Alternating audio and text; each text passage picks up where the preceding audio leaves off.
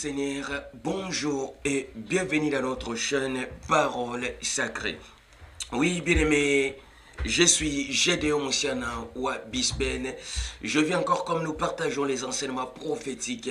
Nous portons la lumière sur les Écritures afin que le peuple du divin Père, ce que j'appelle souvent les amoureux de la parole, puisse comprendre l'essence exacte de la parole prophétique.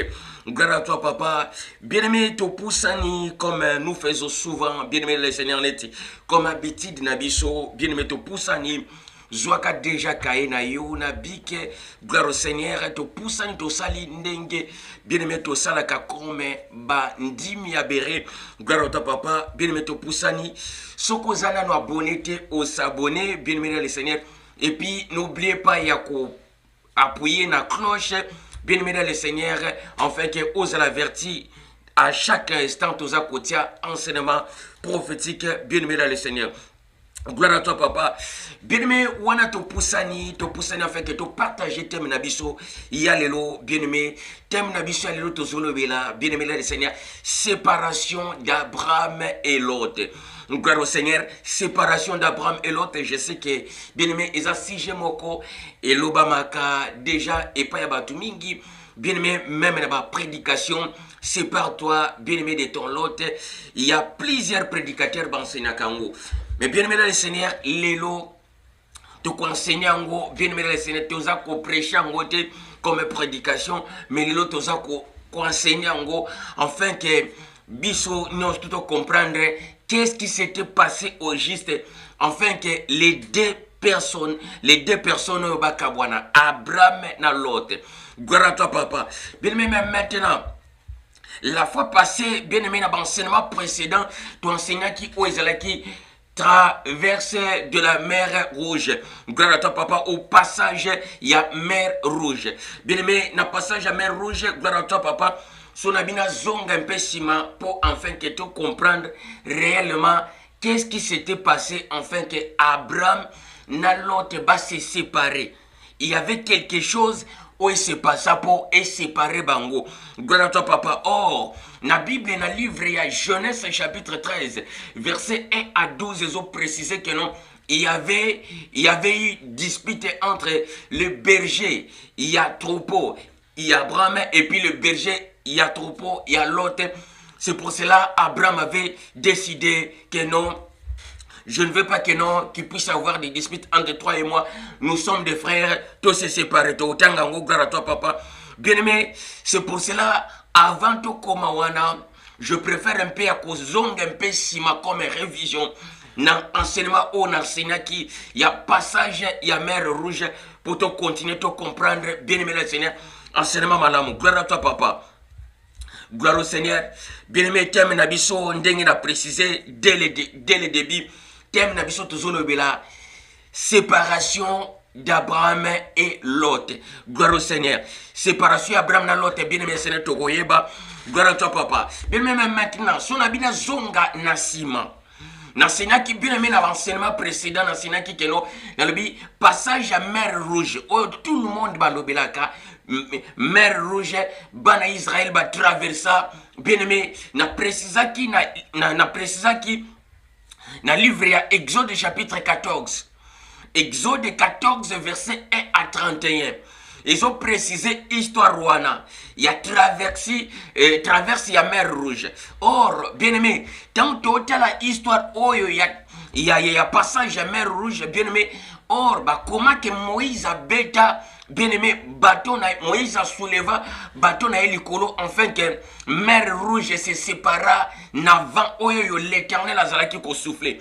Bien aimé, c'est pour cela que j'avais précisé, boy. Na précisa qui boy bien aimé dans le Seigneur. Na le but que non, bien aimé, traverser la mer rouge, ou bien passage la mer rouge. Gloire à toi, papa, passage, il y a mer rouge, bien aimé dans le Seigneur, et zalité que non, mer se sépara. Et ça que mer rouge, comment qui gelé, gloire à toi, papa, bien aimé, au fur et à mesure que non, na fléau ya grêle, na fléau ya grêle, grêle est tombé qui bien aimé dans le Seigneur, ti na mer rouge, qui remplit, na ba bien aimé, na ba glace wana ya grêle. C'est pour cela, l'Éternel a utilisé Kaka. Bien-aimé, a utilisé Kaka na fléau ou ya grêle. A soufflé likolo ya mer, gwarato papa, mer est comme gelé. Ndenge to benga ka verglas. Verglas wana bien-aimé le Seigneur aussi longtemps que non bien-aimé, mon pépé ma l'île souffla qui m'a cassé, maye kangami comme le cola béton. Bien-aimé, n'a précisé qui que non. Il y a des versets où ils allaient prouver que non, les enfants d'Israël, maïe se séparés, mais batambola qui likolo. C'est pour cela la Bible a précisé le biseau. Bien aimé, Bible a précisé que non, bien aimé dans le Seigneur, tango, les camps adversaires bandits qu'on poursuivre bango. Or, les peuples d'Israël, les peuples Abraham, les peuples Yabréa, Gwarato papa, les peuples Yabréa, bah comme na katikati, ils ont vu derrière et que non troupe ya Bimelek, troupe ya Pharaon, et Zako ya Nasima. Gloire au Père, bien aimé, babandi kotia makelele. Quand ils ont commencé à crier à cause de peur, c'est là que l'Éternel s'éleva pour dire à Abraham, pourquoi ces cris, pourquoi ces bruits? Gloire à toi, papa. Bien aimé, c'est là l'Éternel a péché promesse, c'est pas Abraham a dit que non.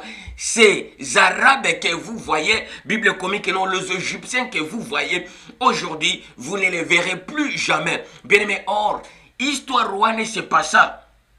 Na Arabie Saoudite, précisément na ville où Benga Mecque aujourd'hui. Or, le vrai nom d'Angoué Zali Maka. Gloire au Père, bien-aimé, tous à quoi avancer. Gloire à toi, papa. Termina biso, et ça toujours bien-aimé le Seigneur, tous à enseigner les lots, bien-aimé, séparation d'Abraham et l'autre. On a zongi juste un simamouké. Pour tout ça, la révision. Mais maintenant, bien aimé le Seigneur, pour comprendre que non, Maïzala qui gelé, il y a des versets, bien aimé, puisque tant que tu portes ta lumière, na écriture, tant que tu as enseigné les enseignements prophétiques, bien aimé, tu enseignes toujours, il faut preuve ça. Puisque sans preuve, bien aimé le Seigneur, l'argument, tu peux dire autres choses qu'on précise et que ça là, sans importance. Gloire à toi, papa, na précisa qui boye. Sotoko sur la Bible, mbango, bien aimé.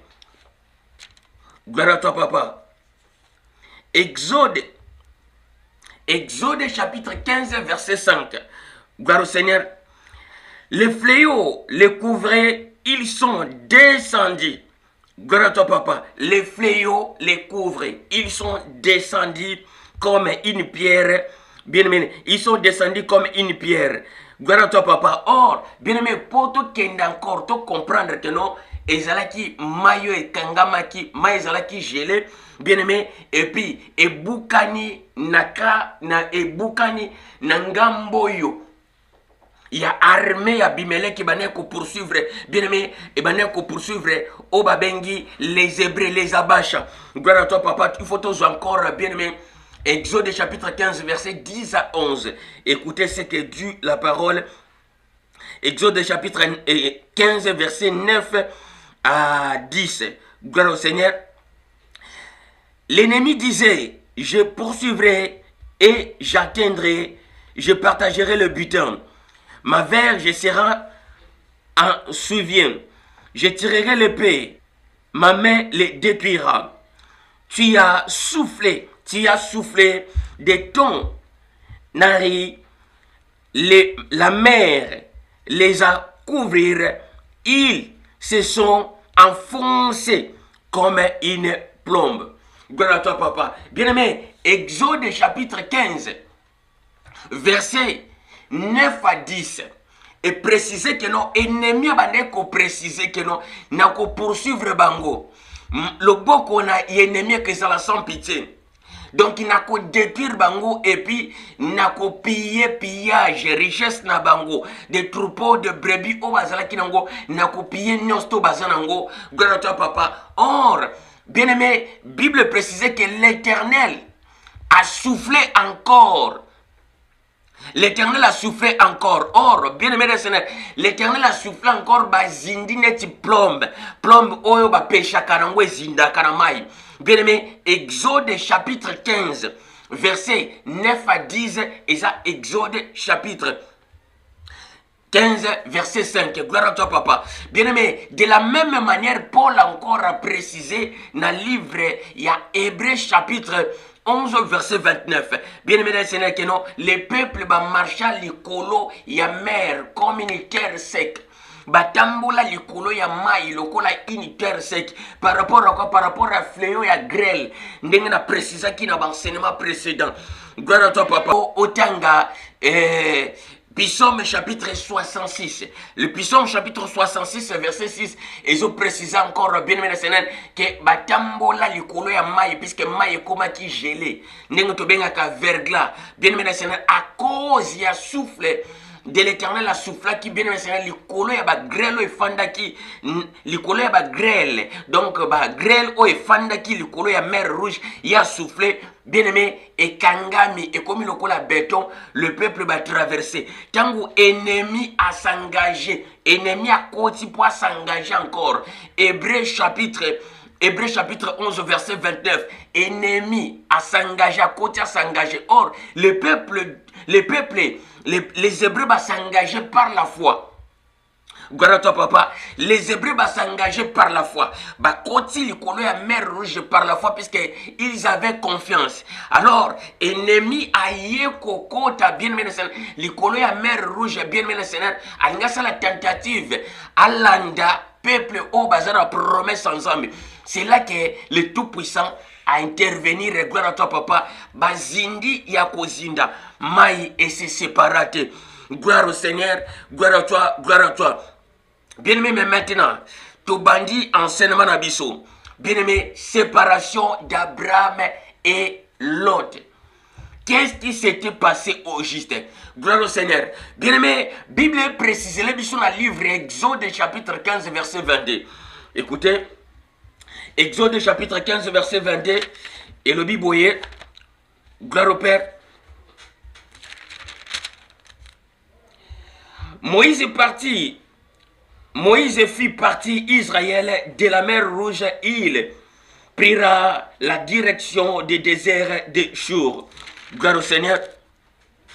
Et après 3 jours de marche dans le désert, il ne trouva point d'eau. Gloire à toi, papa. Bien-aimé, Exode chapitre 15, verset 12. Bien-aimé, nakati ya Bible et Exode. Pourtant, nous avons précisé, et ça, Ndekomoko, gloire au Seigneur, Ndeko Manuel, je salue, bien-aimé le Seigneur, Ndeko Manuel, je salue, na peso mbote bisiko zwami, Ndeko Manuel a tout nabi, mais maintenant, aussi, Exode, tozo ka Moïse ite. Gloire au Seigneur, Moïse a toujours wana, na kati ya histoire Exode. Na nina précisé, na Exode, toza na 2 sorties.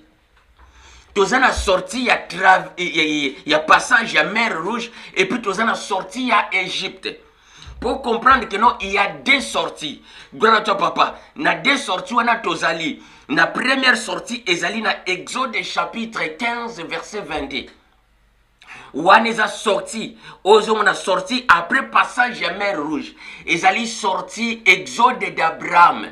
Gloire à toi, papa. Mais Exode ya Moïse, ezali na Exode chapitre 17, verset 1. Gloire au Seigneur. Alors, il faut faire très attention puisque histoire Exode chapitre 15, à partir de 22, continuer, na histoire Exode chapitre 15, Exode chapitre 17, à partir de 1, au continuer, bien aimé, basangisa yango ba compliqué.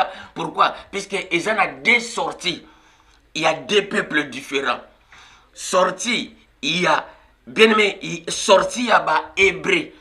Na Arabie Saoudite, va traverser, bien aimé, va traverser la mer Rouge. Ba yé, nangambwa kotoyo, il y a Égypte. Bien aimé, ba katisa qui place nini. À partir ya Mecque, ou ba benga Mecque. Kombo nango, vreno nango za Maka. Ba katisi na port. Ndenge za na carte wana. Gloire au Seigneur, bakatisi na port ya Soudan. Alors, à partir ya port ya Soudan, il faut qu'on quitte koyi. Il faut passer la descente. Awawa, batie monter. Exode chapitre 15, verset 22. Gloire à toi, papa. Batie monter. Gloire au Seigneur. Bien-aimé, or, il faut passer la descendre pour rejoindre place où Bazalaki Liboso na Éthiopie. Comme l'enseignement, on enseigne qui, bien-aimé le Seigneur, où il est Canada déjà, ce qu'on a qui en côté, au côté là. L'enseignement ici, le Canada, gloire au Seigneur. Bien-aimé, maintenant, bien-aimé, na Exode encore, tozali, na deux histoires kokana. Tozana Exode, oyoyo, Moïse a bêti rocher.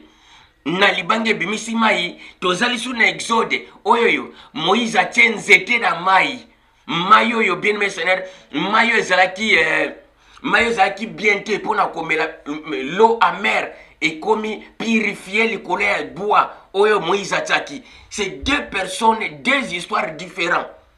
Gloire à toi papa.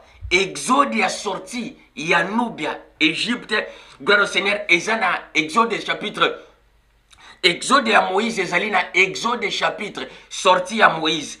Ezalina Exode chapitre 17, verset 1 au continue au monde à Kenowan est sorti à Moïse. Na peuple ya Israël. Tu quoi prendre en go bientôt, gloire à toi papa, mais Exode d'Abraham.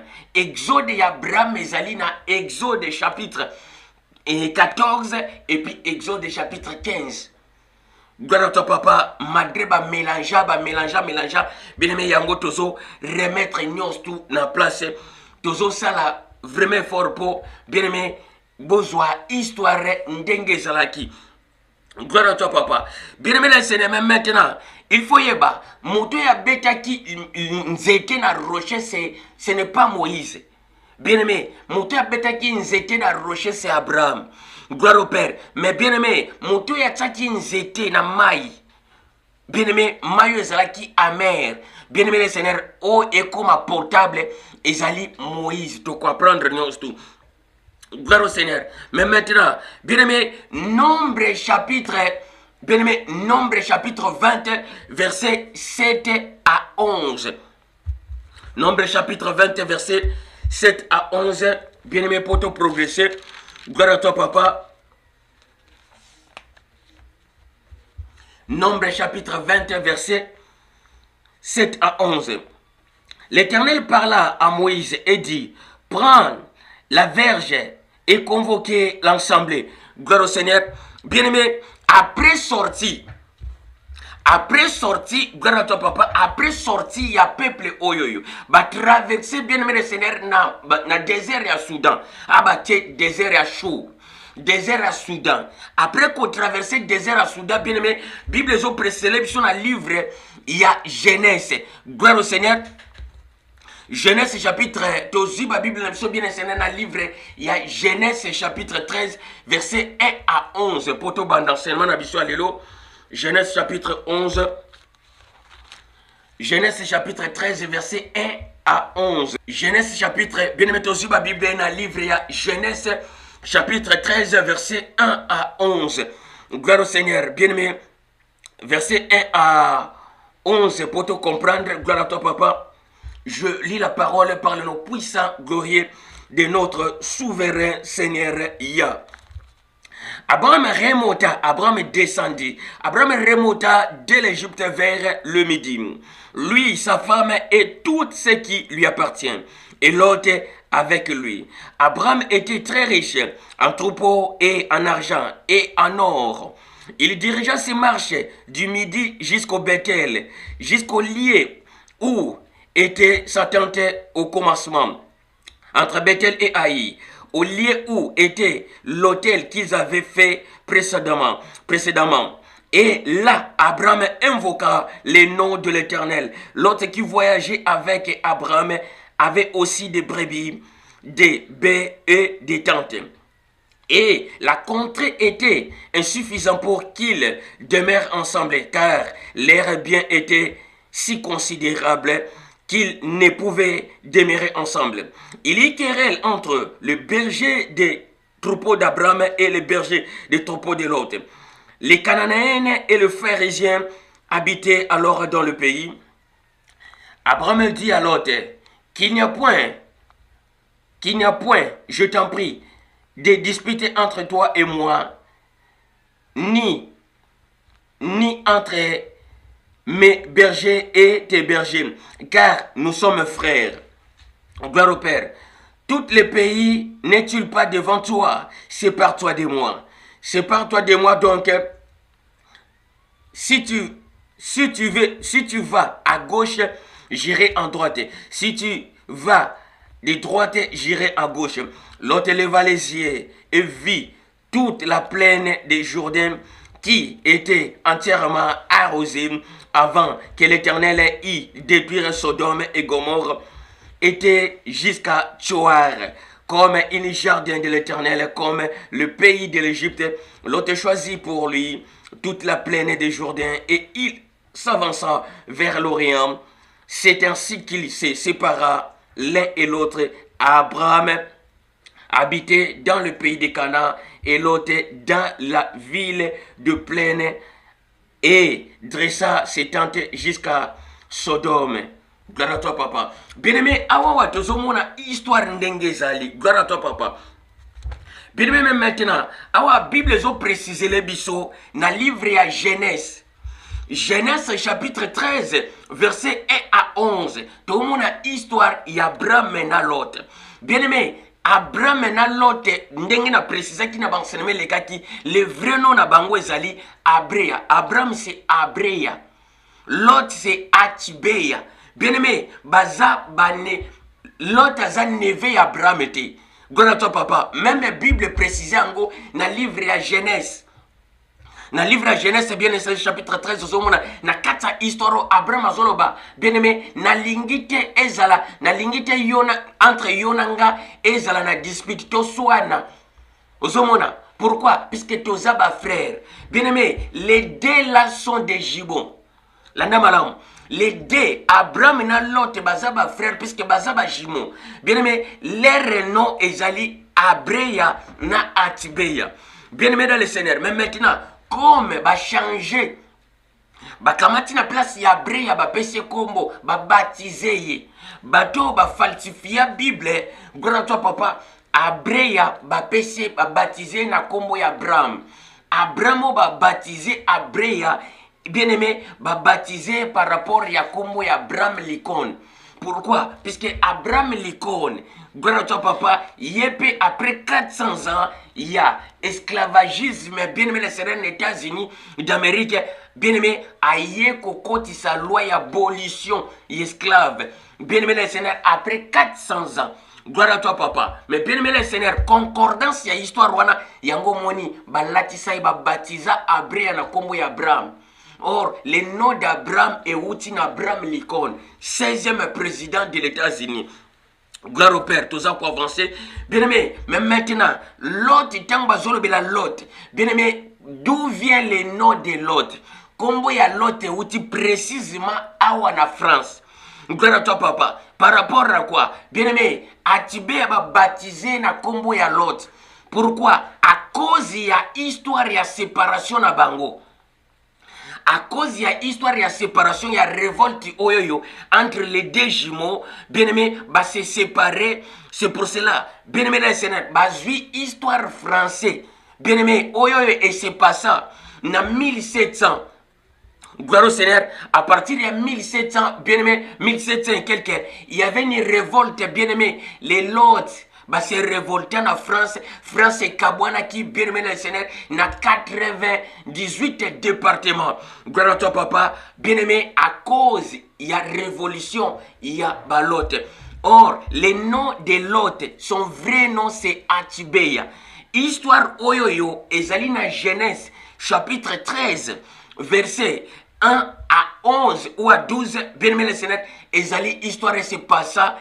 Exactement na Éthiopie. Bien aimé, comme preuve, Google zawana beta Abrea na Atibeya. Ndenge na komi wana Abrea na Atibeya omona histoire oyoyo eza bien aimé les Seigneur eza histoire ya Éthiopien. Histoire se passe en Éthiopie. Exactement. Gloire au Seigneur, tu as quoi avancer. Gloire à toi papa. Bien aimé, même maintenant. Bible précise les biso bien aimé après sorti na bango après passage à mer Rouge. Après qu'on traverse mer Rouge, bien aimé, va se retrouver dans le désert Yassur. Désert Yassur, bien aimé, c'est autrement des accords. Bien aimé, des accords codés et code liturgique qu'on va coder dans 4 paroles. Bien aimé, des désert ya Soudan. Or, n'apporte ya Soudan, place où on va traverser. Il faut maintenant qu'on quitte, il faut monter. Gloire à toi, papa. Bien aimé, babandis qu'on quitte assez.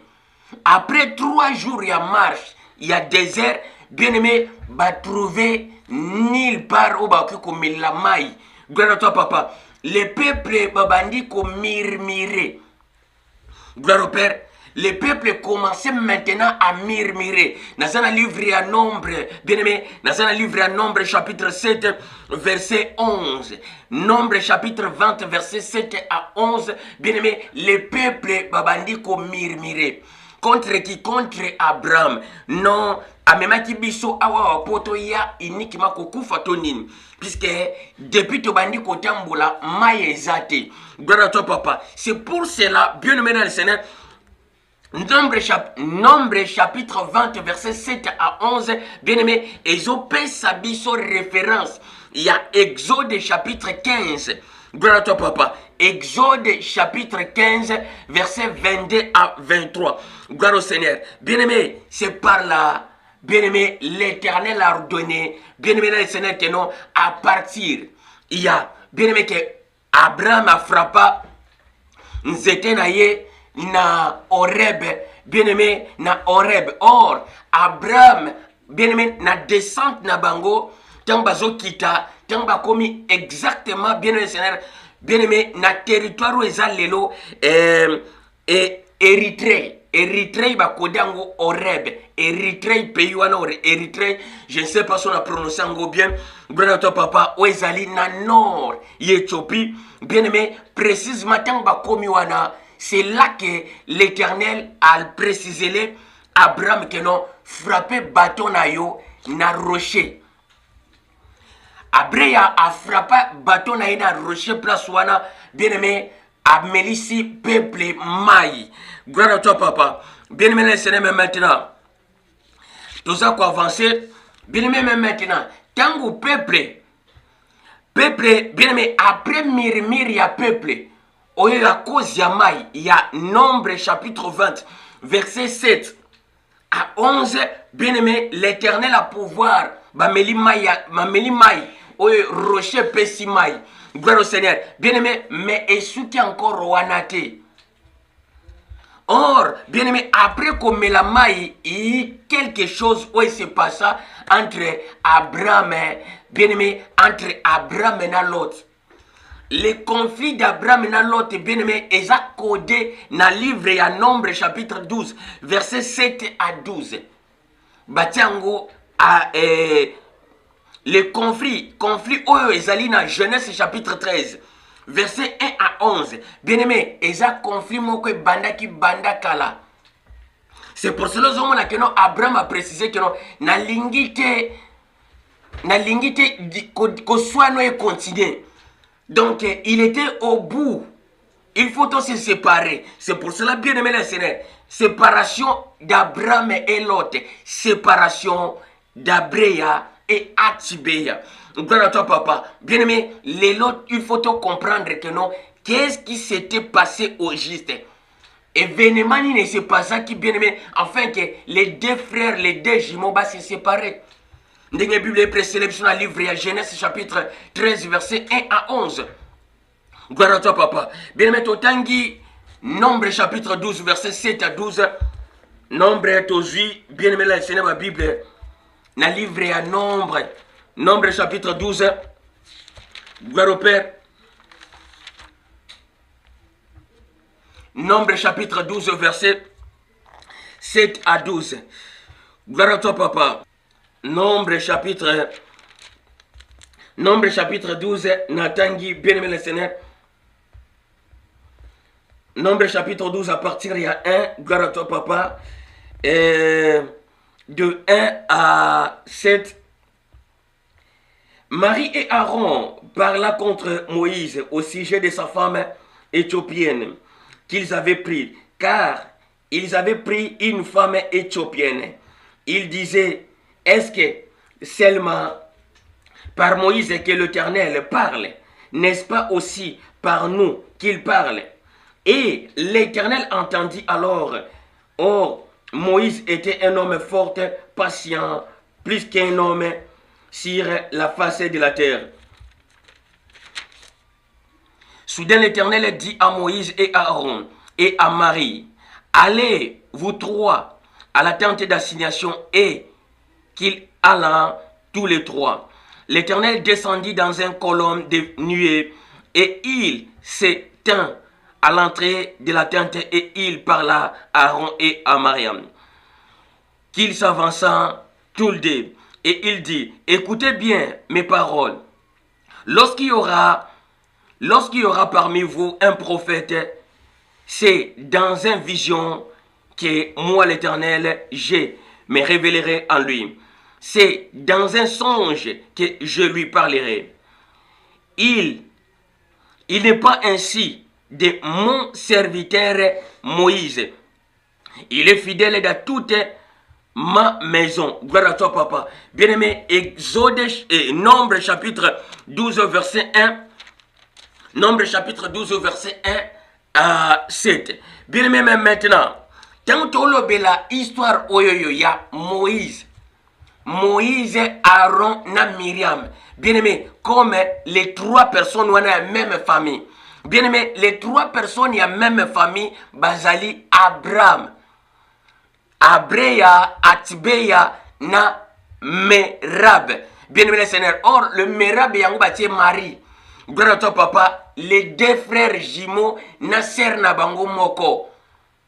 Alors, histoire d'Abraham, na, bien-aimé, histoire d'Abraham, na jumeaux, na ye, bakode yango, bapesi yango, Moïse na Aaron.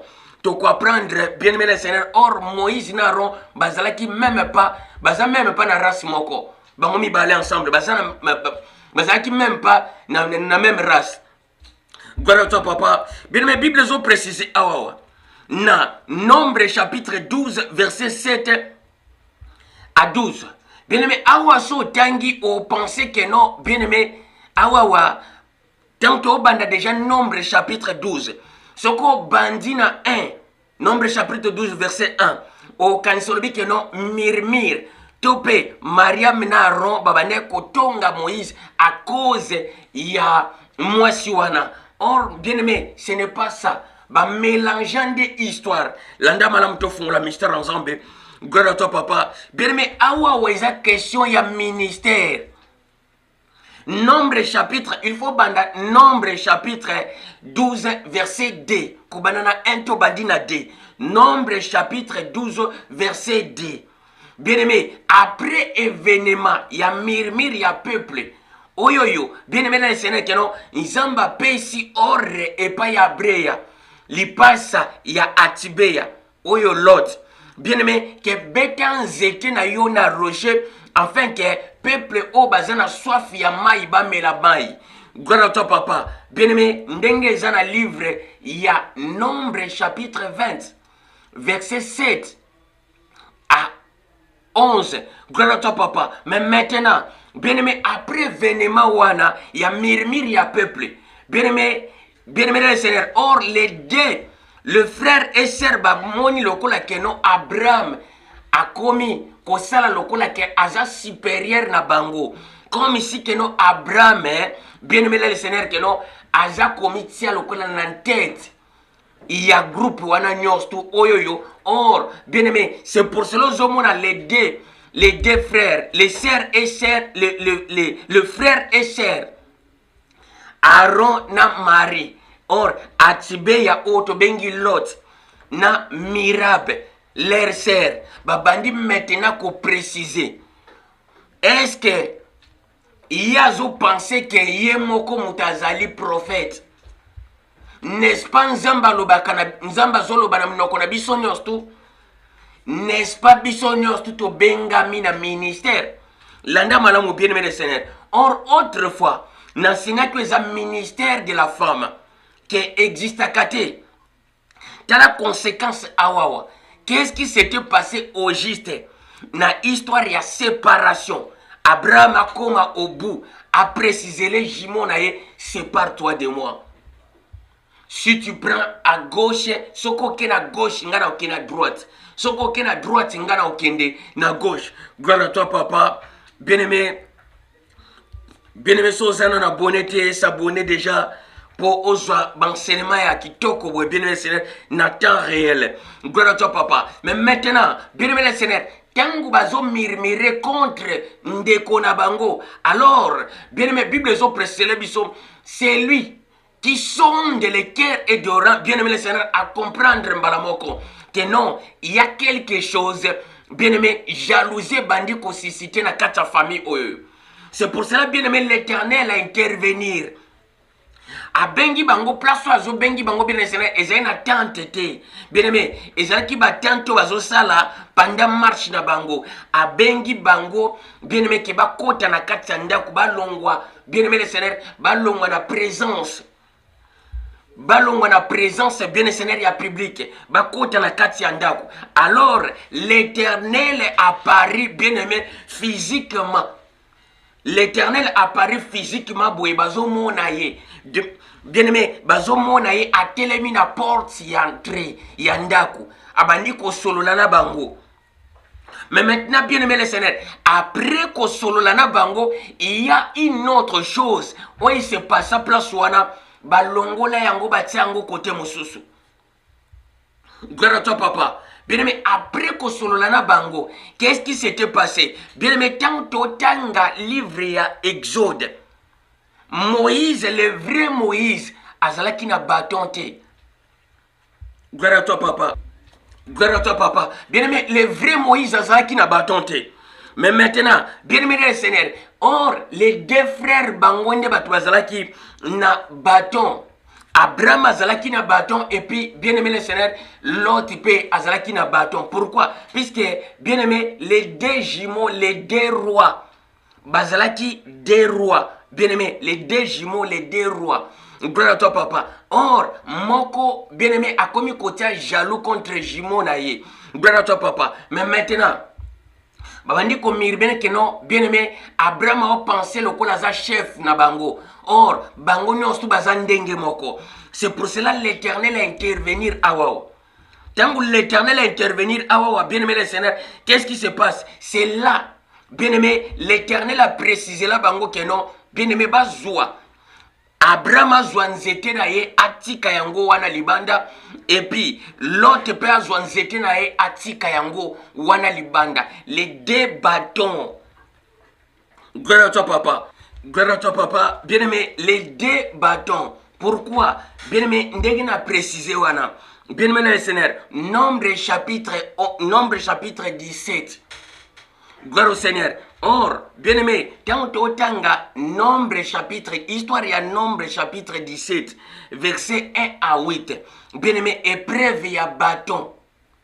Épreuve il y a bâton ou il y a rond. Bien-aimé, le Seigneur ne va préciser que non, clagnons il y a Israël et non. Histoire il y a deux jumeaux oyoyo. Bien-aimé, bango, bazomona lokola que non, Abraham, il se fait chef, il se fait prophète, il colonne bango. Or, mais maintenant, bango bandu ko préciser balabi que non, n'est-ce pas? Dans un livre bien Seigneur, il y a Nombre chapitre 12. Nombre chapitre 12, bien aimé. Nombre chapitre 12 à partir il y a 2 jusqu'à 11. Abraham a pensé que non, bien aimé, à sa supérieur, à sa chef. N'est-ce pas Nzamba Lobakana Mino qu'on a biso nostro? Bien aimé, c'est pour montrer que non, les trois sont égaux. Or, bien aimé le Seigneur, quand bazo préciser ou ana penser na bango, ndenge na préciser que non, c'est lui qui sonde le cœur et des reins à Yebi. Mais maintenant, bien aimé, qu'est-ce qui se passe? C'est là que l'Éternel, le Tout-Puissant, bien aimé, a intervenir. Tango intervenir, bien aimé le Seigneur, intervention na ndenge moment va préciser que non, beaucoup de na kati attente bino 3. En dehors, il y a public. En dehors, bien aimé le Seigneur, il y a les Hébreux, les Abacha. Pourquoi? Pour Asulana Bango 3. Bien aimé, par rapport à quoi? Les trois familles, les deux jumeaux, Nasser Nabango, Balingma s'est séparé à cause de la ministère, à cause de la jalousie. Mais maintenant, Landa, bien aimé, Nombre chapitre 17. et précisez-le, Nombre chapitre 17, verset 1 à 8. C'est là que l'Éternel a précisé que non, bien-aimé, les deux jumeaux, bien-aimé, les deux jumeaux seulement, batika babaton na bango wana. Celui qui sera choisi comme prophète, bien-aimé le Seigneur, son bâton, il faut effleurir. Pourquoi? Les bâtons, ils sont secs. Ils étaient bois secs, bien-aimé le Seigneur. Mais maintenant, il faut l'Éternel à transmettre vie na katia bois wana. Gloire à toi, papa. Bien-aimé, c'est là. Bible ont précisé que non, les bâtons d'Aaron fleuris, non. C'est le bâton, bien-aimé le Seigneur, de Moïse. Or, tant que zongi sango, bien-aimé, Nathan normal ndenge zalaki, c'est le bâton d'Abraham. Yangonde et fleurir. Bien-aimé, c'est là que Abraham a choisi comme prophète. Likolo, bien-aimé, il y a trop pour wana nyosu. Gloire à toi, papa. Bien-aimé, toza conseillé thème na biso na précisa qui séparation d'Abréa et Atibéa. Séparation d'Abraham et l'autre.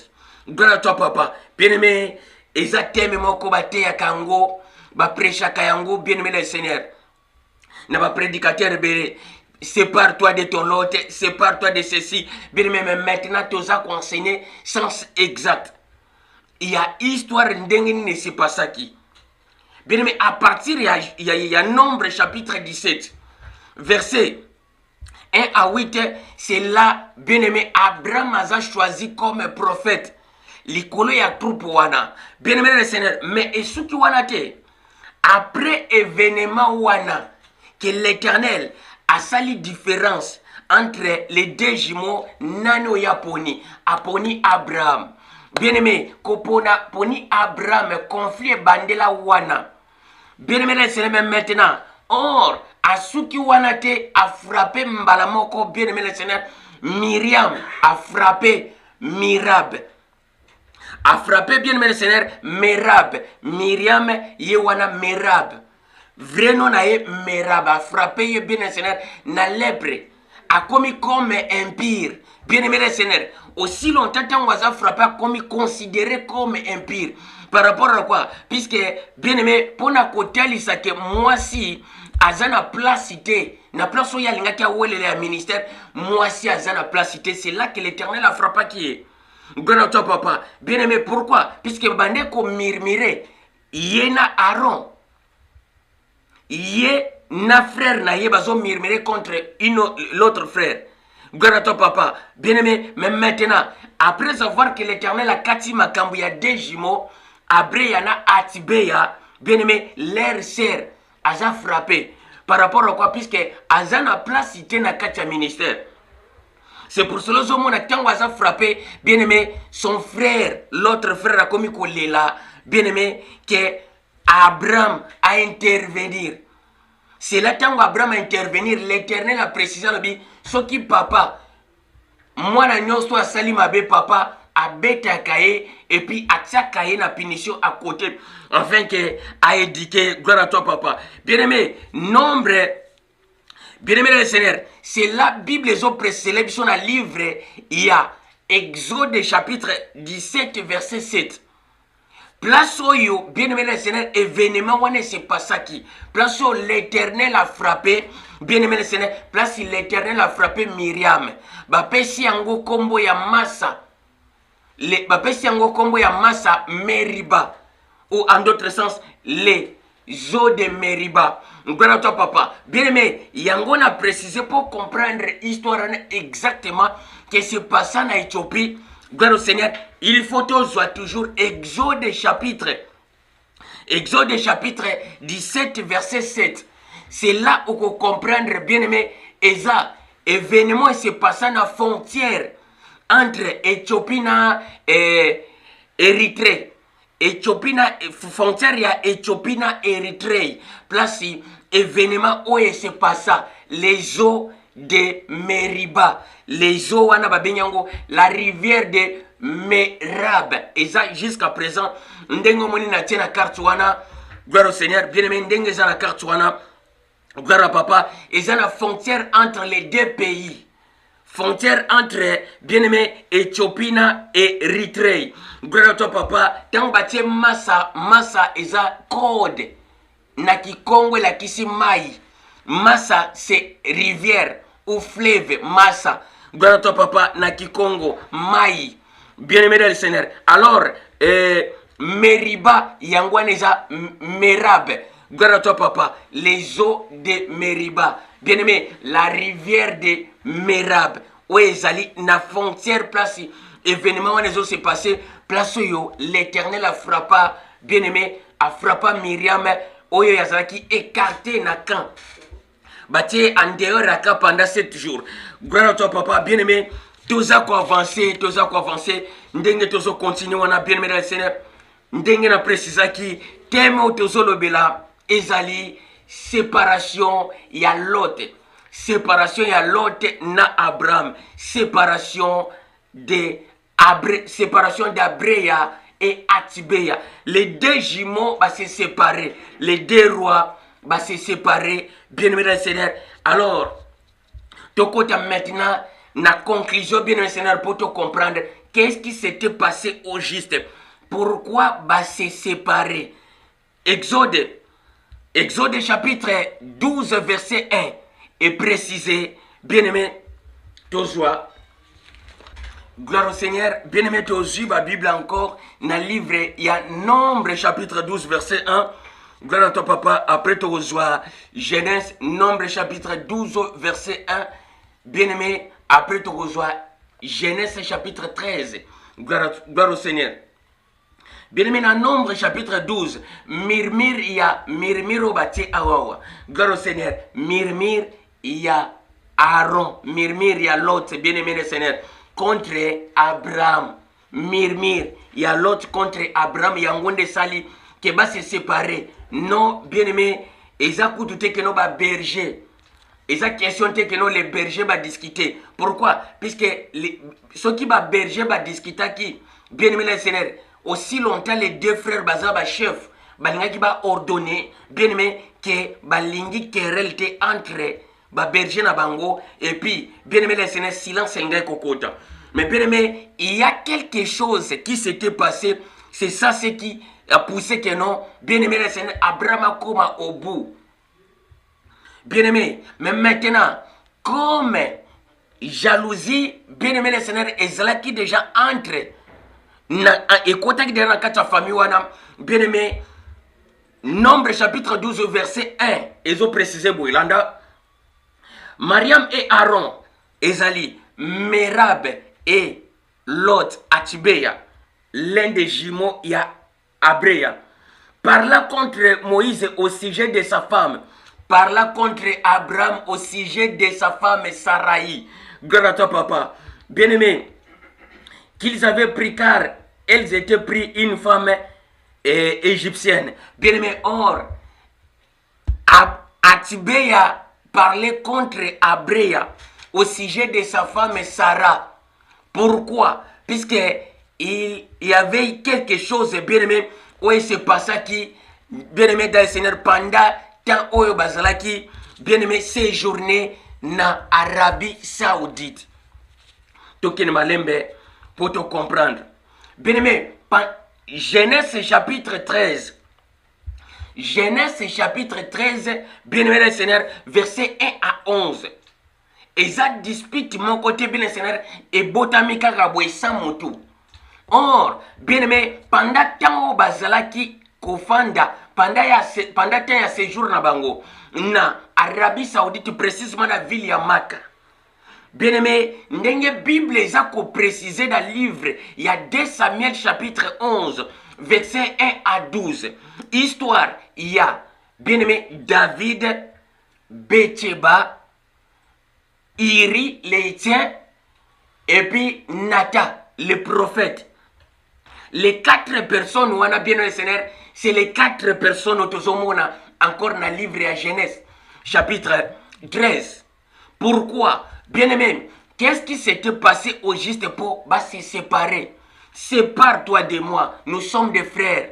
Na lingite ke noko soana. Ezala chaque tayo nangai, sépare-toi de moi. Yo soke goshingana. Bien-aimé, pour monter le babongo, il faut comme au bout. Mais maintenant, qu'est-ce qui s'était passé pour, bien-aimé, Bakomisa Abraham Nasuka? Bien-aimé, Landa Malam. 2 Samuel chapitre 11 verset 1 à 12. Bien-aimé, histoire ya Betsheba. David a tué Betsheba zemi. Moi si ya Iri le tien. Or, bien-aimé, David c'est Abimelech, codé liturgiquement. Bien-aimé, Betsheba c'est Sarah. Iri le tien. Bien-aimé, eza code. Nous sommes ba codé yango. Betsheba, aussi juste Sheba. Sheba yango eza Sarah. Sarah ba cause yango na Sheba. Gloire à toi papa. Iri le tien. Bien-aimé, pourquoi? Puisque Abraham mende mutabima na Ir.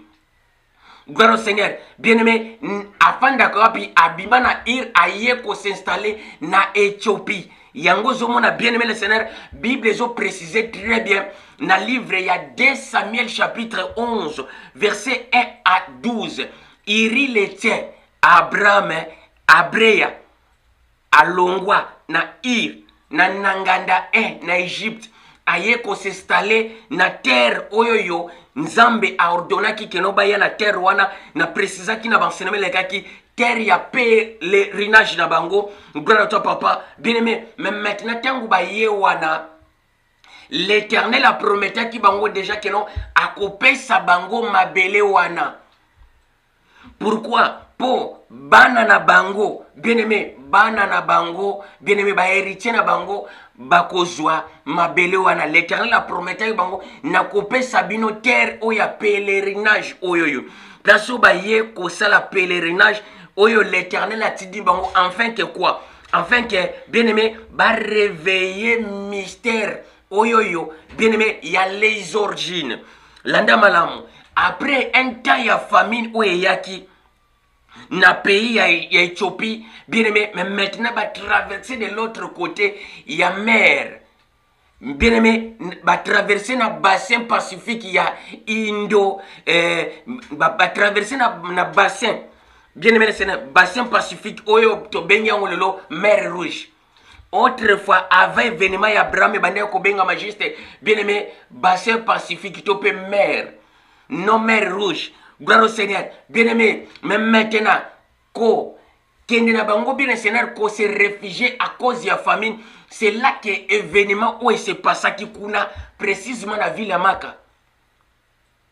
Abraham maintenant accompagné Abraham nali passa na Atibeya ba accompagner troupe ya Abimelech. Oh, il fallait qu'il ne combattre bien aimé Seigneur. Bien aimé, il fallait qu'il ne combattre les enfants d'Amon. Nassid, gloire au Seigneur, Nassid Arabi. Autrement dit, Arabi erré. Gloire à toi, papa. Bien aimé, tangu bazakuna, naka, bien aimé, na chaya bataille. C'est là événement oyoyo. Bien aimé, Seigneur, et salamaki ya Betsheba. Abraham, maintenant, bien aimé, amoni Betsheba. Pourquoi? Puisque azalaki na likolo na balcon. Amoni Betsheba bien aimé place bane ko sukula atindi basoda na yeba kene kozwa bien aimé mwana mwasi oyo bien aimé Seigneur aussi longtemps bien aimé bakomi kobima ensemble. Or bien aimé Seigneur mwasi alibala azosala kindumba en dehors ya mobali na ye. Mais maintenant, bien aimé, tanga komi na zemi, c'est là que bien aimé na précisé qui na l'enseignement précédent, bien aimé Seigneur, histoire, il y a 2 Samuel chapitre 12, verset 1 à 9. Gloire au Seigneur. Bien aimé, 2 Samuel chapitre 12, verset 1 à 9. Yangonde kotisa kibiso n'exode. Oye ça la kenon, bien aimé, l'Éternel à défendre, bien aimé Abraham. Or, Abraham au lieu atika mwasi. Wana oyoyo bien aimé aza déjà na zemi ya moto mususu a récupérer mwasi na ye. Selon quoi? Selon ordre bien aimé oh l'Éternel a fait ça qui est. L'Éternel a paru bien aimé aye ko intervenir. Gloire au Seigneur. L'Éternel aye ko intervenir et pas ya Iri les tiens. Pourquoi? Bien aimé, afin qu'à remettre moi si ya mutu oyo azali prophète, l'Éternel aye ko intervenir et pas ya Pharaon. Que remet la femme de cet homme, car cet homme azali prophète. Nangai, gloire à toi papa, et ça histoire d'Abraham. Mais maintenant, bien aimé, quand vous va traverser tous ces tracasseries wana bien mes seigneur bévénement wana nyos tout oba risquer vie ko traverser le colo ya mai ko kima bien mes seigneur ndenge ba bima ya ko kima wana c'est là bien aimé tango et yeko sala que l'Éternel a yeko pona Abraham comme prophète par rapport à Murmure au ezali na Nombre chapitre 12. Bien aimé, aponi maintenant Abraham comme prophète dans Nombre chapitre 17. Bien aimé, épreuve, il y a deux bâtons. Les deux bâtons des deux rois. Or, histoire, il y a bâton, bien aimé, ezali na Éthiopie. Ce que Betty, bien aimé, c'est dans Otali, bien aimé, c'est dans Éthiopie. Précisément dans le royaume Aksum. Au mona, bien aimé, ba moine, kuna bazana ba bâton. Il y a deux sortes de bâtons. Bâton moko ezali na forme ya cobra. Na forme ya nyoka, bien aimé, donc waneza bâton, babengango bâton d'Atibeya. Bâton sous ezali na forme ya croix. Ça c'était le bâton d'Abraham, le bâton d'Abrea. Gloire à toi papa. Donc les deux bâtons différents et ça la ka succès ti lelo. Histoire à bâton. Basala na ngoma sécurité na Éthiopie. Tous les moines nyos tu Éthiopie, bien aimé les seigneurs, ndengo zomo na ba photo wana, bazana ba bâton. Les bâtons, oyo zomo na histoire ya bâton ya Exode, et ça histoire ya Abraham, et ça histoire ya Éthiopie.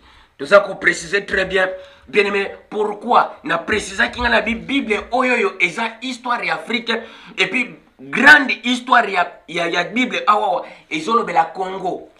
Bien même maintenant, toko banda mbala moko te ko préciser histoire ya Congo, boye, il faut na zonga na source. Toyeba e banda kindenge nini, zala kindenge nini, po histoire kitakune longwa na Éthiopie et kitakuna na centre Afrique, bien aimé Seigneur, précisément na Congo. Gloire à toi papa.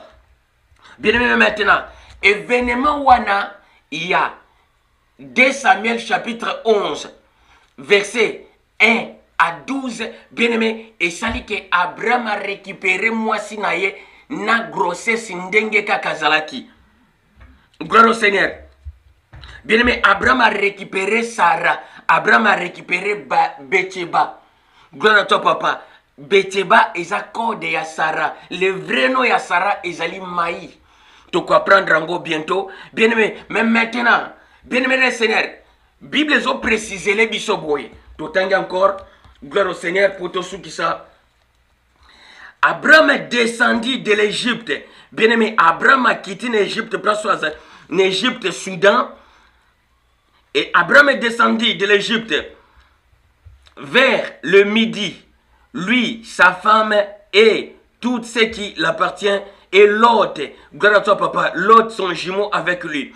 Et Abraham était très riche en troupeaux, en argent et en or. Il dirigeait ses marches du midi jusqu'à Bethel, jusqu'au lieu où était sa tente au commencement, entre Bethel et Haï, au lieu où était l'autel qu'ils avaient fait précédemment. Et là, Abraham invoqua le nom de l'Éternel. Bien aimé, place oyoyo, place où se sépara, ezati lelo. Gloire à toi papa. Bien aimé, soko beti église de Atibeya, église d'Abrea et Atibeya. Au beti na Google église d'Abrea et Atibeya ezati lelo. Ndaku oyo babengi hôtel. Tant bazolo ba hôtel, eza hôtel te ya sacrifice. Puisque ça codé prophétiquement. Gloire au Seigneur. Bien aimé, hôtel nous tout ba commis dans livre ya Genèse. Et ça hôtel ité. Et ça bien aimé banda kuyanzambo bazotonga. Gloire au Seigneur. Même maintenant, soko beti église d'Abrea et Atibeya. Et ça lelo kuna na province. Bien aimé, na nord ya Éthiopie, na province ya Tigre. Bien aimé, na province ya Tigre, place mais hôtel Oezati Lelo. C'est là, bien aimé, c'est là que les deux personnes oyoyo. Bien aimé, c'est là que bien aimé histoire s'est passée wana. Ezati Lelo ndengo moni église yango no moni na tiena ba image. Gloire à toi papa. Bien aimé, na place ya église place wana. Bien aimé, après avoir ya kolongwa na frontière. place bazalaki bien aimé le Seigneur ba se diriger na lié oyo bazalaki liboso avant bakende de l'autre côté ya mer. Gloire au Seigneur, na Arabie Saoudite bazalaki non précisément place wana avant ba traverser na ngambo ba ye kozonga quand na place bazalaki. C'est là discussion et bandit entre les deux jumeaux. Pourquoi? Puisque l'autre jumeau auto bengi l'autre Atibeya, bien aimé, azo condamné frère naye. Pourquoi ozwaki moisio ya zana zemi? Pourquoi ozwi moisio yo bien aimé Seigneur que non, mutu mususu ateye déjà zemi. Quel que soit qu'elle est belle. Pourquoi? Puisque Abraham alinko tikela Abimelech moi cité, alinko tikela Betebate. Pourquoi? Puisque Sarah azalaki belle de figure. Gloire à toi, papa. Mais maintenant, nazemi ya mutu mususu, bien aimé, nazemi ya mutu mususu, Abraham azui mwasi, nazemi ya mutu mususu. Gloire au Seigneur. Bien aimé, je sais que nous vous étonnez, bien aimé, pour comprendre très bien que nous, Abraham azua, Sarah nazemi. Ndenge na précisé, il y a histoire, il y a 2 Samuel, chapitre 11, verset 1 à 12, et ça, histoire d'Abraham. Au comment on a bien aimé, Bible zo précélèbre sur le livre, il y a Genèse chapitre 15, verset 3. Abraham a zo précisé le Seigneur, après déjà va se séparer dans l'autre. Bien aimé, nous avons précisé après dans l'histoire de la séparation, après avoir se séparé dans l'autre, bien aimé le Seigneur, Abraham a zo le Seigneur. Olobaki ke non, bien aimé, ba héritier na ngainde, ba héritier na biso batu bako régner, bako dominer après biso. Mais maintenant, je m'en vais sans héritier. Alors nanu ya kozala héritier na ngai. Oyo ya botami, bien aimé le Seigneur, mwana makango ya botami na ndaku nanga, celui qui est né dans ma maison. Bien aimé, or celui qui est né dans sa maison, ezali mwana. Bien aimé, oyoyo, Sarah, mwano Betsheba, aboti, zemi ya David. Mwana oyo Sarah, aboti, zemi ya Abimelech. Gloire à toi, papa. Bien aimé, c'est pour cela que Abraham m'a déclaré binani, qui sera mon héritier? Celui qui est né dans ma maison. Genèse chapitre 15, verset 3. Bien aimé, mais maintenant, la zongina histoire. Or, bien aimé, l'autre, son jumeau, donc Atibeya, jumeau ya Breya, abandi ko condamné frère naye. Pourquoi ozwaki bien aimé, aussi longtemps que non, à chaque temps, ba discutaka à cause ya sujet, ya grossesse. Grossesse ya Sarah.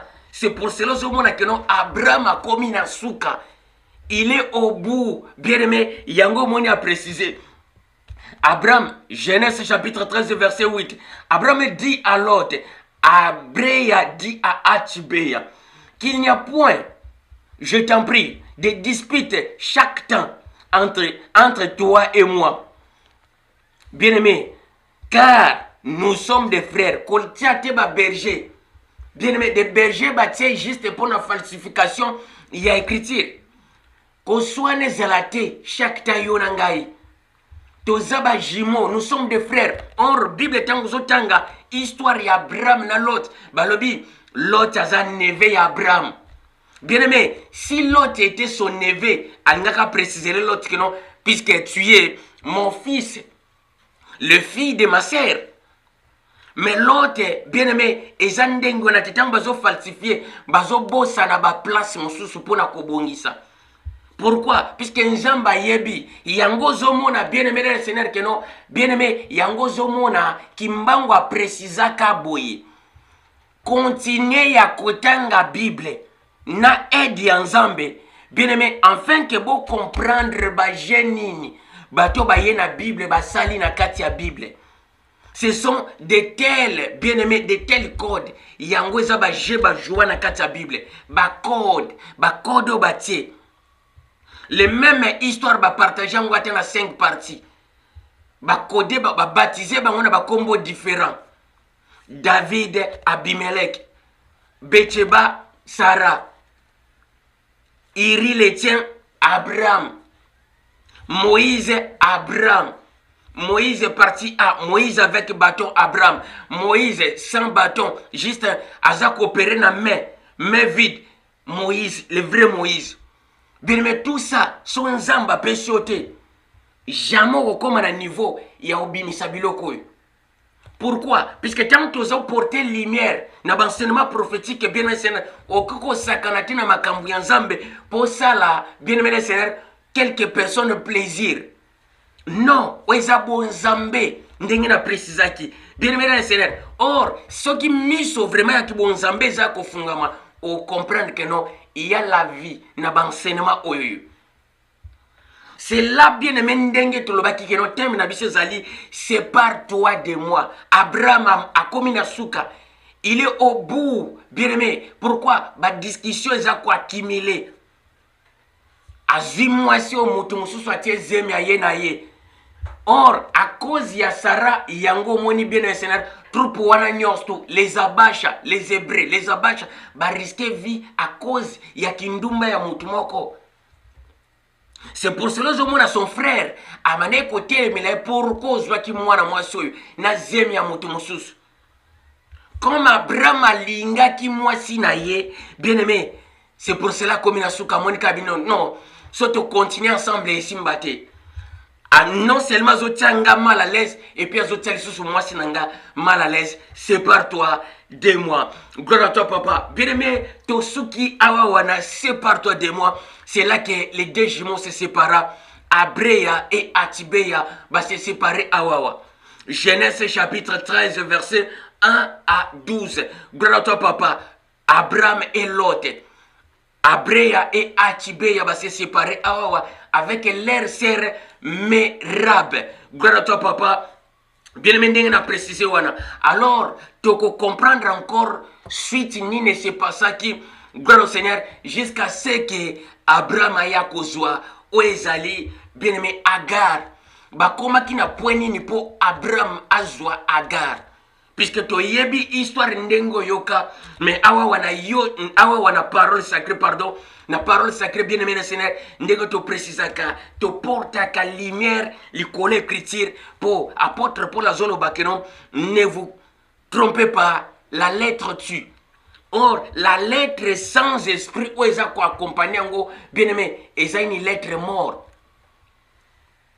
Il faut esprit à la likolo pour interpréter ou ezali parole, non ou répéter. Gloire à toi papa. Bien aimé, wana enseignement na biso, il y a séparation d'Abraham et Lot to sukisi yango awawa.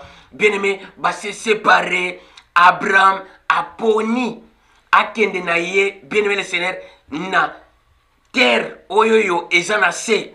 Bien aimé le Seigneur to ko prendre en place ni Lot akenaki ko s'installer et puis to ko prendre place nini Abraham atikalaki. Bien aimé a précisé très bien histoire oyo eza histoire ya Éthiopie. Gloire au Seigneur.